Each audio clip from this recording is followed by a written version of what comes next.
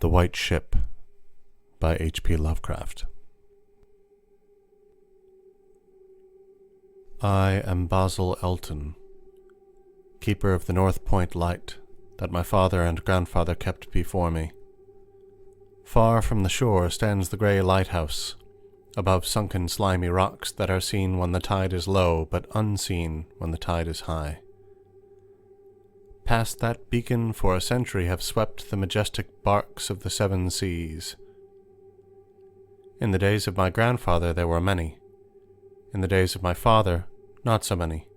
And now there are so few that I sometimes feel strangely alone, as though I were the last man on our planet. From far shores came those white-sailed argosies of old, from far eastern shores where warm suns shine and sweet odors linger about strange gardens and gay temples.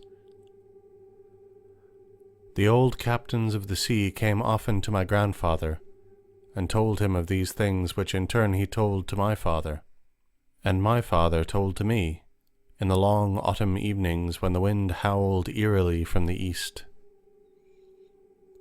And I have read more of these things, and of many things besides, in the books men gave me when I was young and filled with wonder.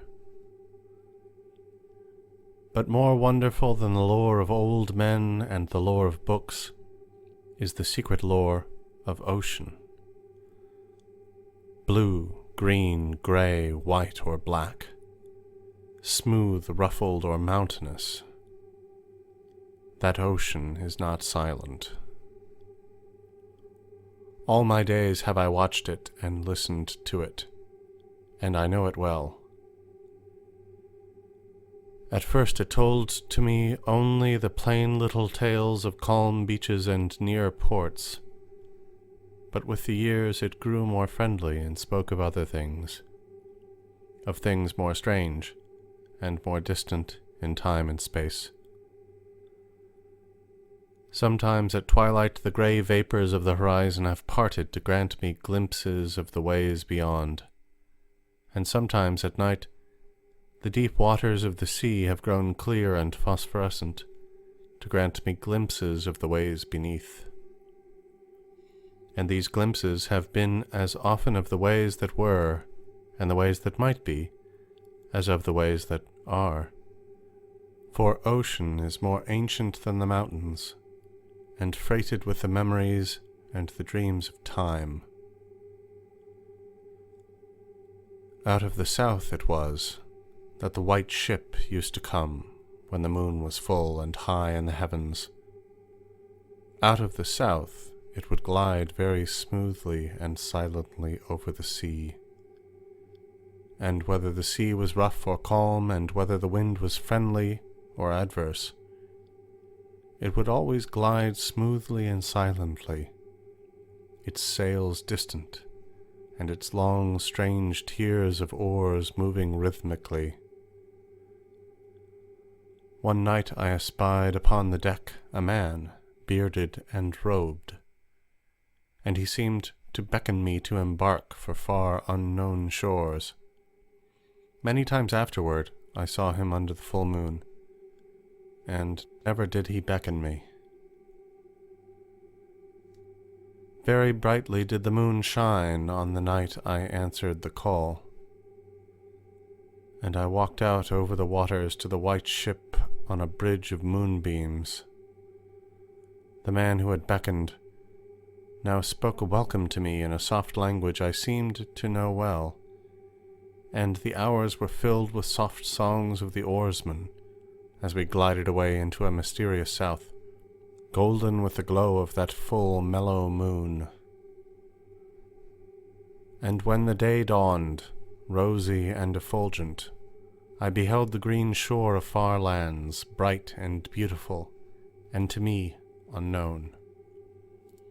Up from the sea rose lordly terraces of verdure, tree-studded, and showing here and there the gleaming white roofs and colonnades of strange temples.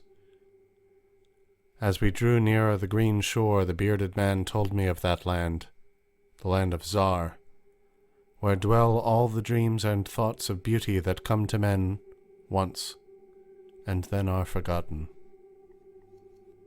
And when I looked upon the terraces again, I saw that what he said was true, for among the sights before me were many things I had once seen through the mists beyond the horizon and in the phosphorescent depths of ocean. There, too, were forms and fantasies more splendid than any I had ever known, the visions of young poets who died in want before the world could learn of what they had seen and dreamed. But we did not set foot upon the sloping meadows of Zar, for it is told that he who treads them may never more return to his native shore. As the white ship sailed silently away from the templed terraces of Zar, we beheld on the distant horizon ahead the spires of a mighty city, and the bearded man said to me, "This is Thalarion, the city of 1,000 wonders, wherein reside all those mysteries that man has striven in vain to fathom." And I looked again, at closer range, and saw that the city was greater than any city I had known or dreamed of before. Into the sky the spires of its temples reached, so that no man might behold their peaks, and far back beyond the horizon stretched the grim grey walls, over which one might spy only a few roofs, weird and ominous, yet adorned with rich friezes and alluring sculptures. I yearned mightily to enter this fascinating yet repellent city, and besought the bearded man to land me at the stone pier by the huge carven gate, Akariel. But he gently denied my wish, saying, "Into Thalarion, the city of 1,000 wonders, many have passed, but none returned. Therein walk only demons and mad things that are no longer men, and the streets are white with the unburied bones of those who have looked upon the eidolon Lathi that reigns over the city." So the white ship sailed on past the walls of Thalarion, and followed for many days a southward flying bird, whose glossy plumage matched the sky out of which it had appeared.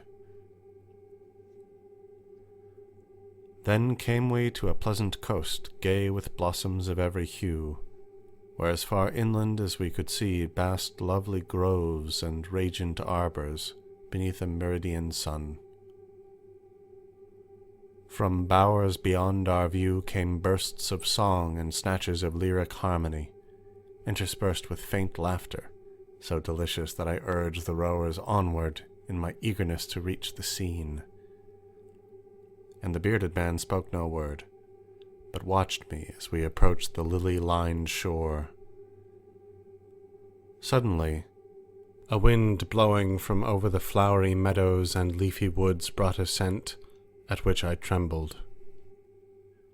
The wind grew stronger, and the air was filled with the lethal, charnel odor of plague-stricken towns and uncovered cemeteries.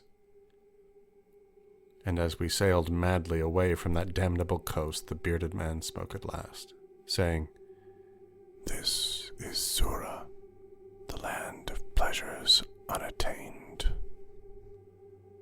So once more the white ship followed the bird of heaven, over warm, blessed seas fanned by caressing aromatic breezes. Day after day and night after night did we sail, and when the moon was full we would listen to soft songs of the oarsmen, sweet as on that distant night when we sailed away from my far native land. And it was by moonlight that we anchored at last, in the harbour of Sona Nil, which is guarded by twin headlands of crystal that rise from the sea and meet in a resplendent arch. This is the land of fancy, and we walked to the verdant shore upon a golden bridge of moonbeams. In the land of Sona Nil, there is neither time nor space, neither suffering nor death, and there I dwelt for many eons. Green are the groves and pastures, bright and fragrant the flowers, blue and musical the streams, clear and cool the fountains, and stately and gorgeous the temples, castles, and cities of Sonanil. Of that land there is no bound, for beyond each vista of beauty rises another more beautiful. Over the countryside and amidst the splendor of cities can move at will the happy folk, of whom all are gifted with unmarred grace and unalloyed happiness. For the eons I dwelt there, I wandered blissfully through gardens where quaint pagodas peep from pleasing clumps of bushes, and where the white walks are bordered with delicate blossoms. I climbed gentle hills from whose summits I could see entrancing panoramas of loveliness, with steepled towns nestling in verdant valleys, and with the golden domes of gigantic cities glittering on the infinitely distant horizon. And I viewed by moonlight the sparkling sea, the crystal headlands, and the placid harbour, wherein lay anchored the white ship. It was against the full moon one night in the immemorial year of Tharp that I saw outlined the beckoning form of the celestial bird, and felt the first stirrings of unrest. Then I spoke with the bearded man, and told him of my new yearnings to depart for remote Cathuria, which no man hath seen, but which all believe to lie beyond the basalt pillars of the west. It is the land of hope, and in it shine the perfect ideals of all that we know elsewhere, or at least so men relate. But the bearded man said to me, "Beware of those perilous seas wherein men say Cathuria lies. In Sonanil there is no pain or death, but who can tell what lies beyond the basalt pillars of the west?" Nevertheless, at the next full moon I boarded the white ship, and with the reluctant bearded man left the happy harbour for untravelled seas. And the bird of heaven flew before, and led us toward the basalt pillars of the west. But this time the oarsmen sang no soft songs under the full moon. In my mind I would often picture the unknown land of Cathuria with its splendid groves and palaces, and would wonder what new delights there awaited me.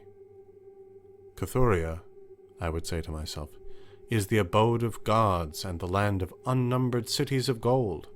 Its forests are of aloe and sandalwood, even as the fragrant groves of Camorin, and among the trees flutter gay birds sweet with song. On the green and flowery mountains of Cathuria stand temples of pink marble, rich with carven and painted glories, and having in their courtyards cool fountains of silver, where purr with ravishing music the scented waters that come from the grotto-born river Narg. And the cities of Cathuria are cinctured with golden walls, and their pavements also are of gold. In the gardens of these cities are strange orchids, and perfumed lakes whose beds are of coral and amber. At night, the streets and the gardens are lit with grey lanterns, fashioned from the three-coloured shell of the tortoise, and here resound the soft notes of the singer and the lutenist. And the houses of the cities of Cathuria are all palaces, each built over a fragrant canal bearing the waters of the sacred Narg. Of marble and porphyry are the houses, and roofed with glittering gold that reflects the rays of the sun and enhances the splendor of the cities as blissful gods view them from the distant peaks. Fairest of all is the palace of the great monarch Dorib, whom some say to be a demigod and others a god. High is the palace of Dorib, and many are the turrets of marble upon its walls. In its wide halls many multitudes assemble, and here hang the trophies of the ages. And the roof is of pure gold, set upon tall pillars of ruby and azure, and having such carven figures of gods and heroes that he who looks up to those heights seems to gaze upon the living Olympus, and the floor of the palace is of glass, under which flow the cunningly lighted waters of the Narg, gay with gaudy fish not known beyond the bounds of lovely Cathuria. Thus would I speak to myself of Cathuria, but ever would the bearded man warn me to turn back to the happy shore of Sonanil, for Sonanil is known of men, while none hath ever beheld Cathuria. And on the 31st day that we followed the bird, we beheld the basalt pillars of the west. Shrouded in mist they were, so that no man might peer beyond them or see their summits, which indeed some say reach even to the heavens. And the bearded man again implored me to turn back, but I heeded him not. For from the mists beyond the basalt pillars I fancied there came the notes of singers and lutanists, sweeter than the sweetest songs of Sonanil, and sounding mine own praises, the praises of me who had voyaged far from the full moon and dwelt in the land of fancy.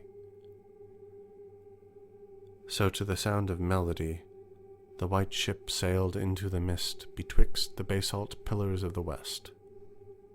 And when the music ceased, and the mist lifted, we beheld not the land of Cathuria, but a swift rushing restless sea, over which our helpless bark was borne toward some unknown goal. Soon to our ears came the distant thunder of falling waters, and to our eyes appeared on the far horizon ahead the titanic spray of a monstrous cataract, wherein the oceans of the world drop down to abysmal nothingness. Then did the bearded man say to me, with tears on his cheek, "We have rejected the beautiful land of Sonanil, which we may never behold again. The gods are greater than men, and they have conquered." And I closed my eyes before the crash that I knew would come, shutting out the sight of the celestial bird which flapped its mocking blue wings over the brink of the torrent. Out of that crash came darkness, and I heard the shrieking of men and of things which were not men. From the east, tempestuous winds arose and chilled me as I crouched on the slab of damp stone which had risen beneath my feet. Then, as I heard another crash, I opened my eyes and beheld myself upon the platform of that lighthouse whence I had sailed so many eons ago. In the darkness below there loomed the vast blurred outlines of a vessel breaking up on the cruel rocks. And as I glanced out over the waste, I saw that the light had failed for the first time since my grandfather had assumed its care. And in the later watches of the night, when I went within the tower, I saw on the wall a calendar which still remained as when I had left it in the hour I sailed away. With the dawn I descended the tower and looked for wreckage upon the rocks, but what I found was only this: a strange dead bird whose hue was as of the azure sky, and a single shattered spar of a whiteness greater than that of the wave tips or of the mountain snow. And thereafter the ocean told me its secrets no more, and though many times since has the moon shone full and high in the heavens, the white ship from the south never came again.